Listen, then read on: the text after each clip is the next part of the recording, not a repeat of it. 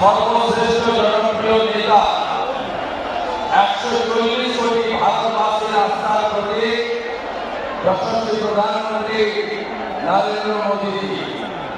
সম্মানিত মঞ্চ, আমি বাঙালি হিন্দুদের হোমল্যান্ড দিয়েছেন 1947 বিশাল ডক্টর শ্যামাপ্রসাদ মুখার্জি পৈতৃক ভূমি হুগলি জেলা।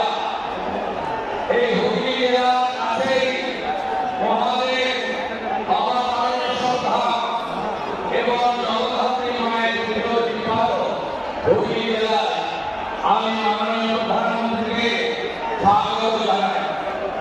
আজকে আমরা বেশি বলবো না, ওনার কথাই শুনবো। ভারতবর্ষের সুসন্তান প্রয়াত রতন টাটাজি এখানে যখন কারখানাটা জোর করে তুলে দেওয়া হলো, সেদিন বলেছিলেন আমি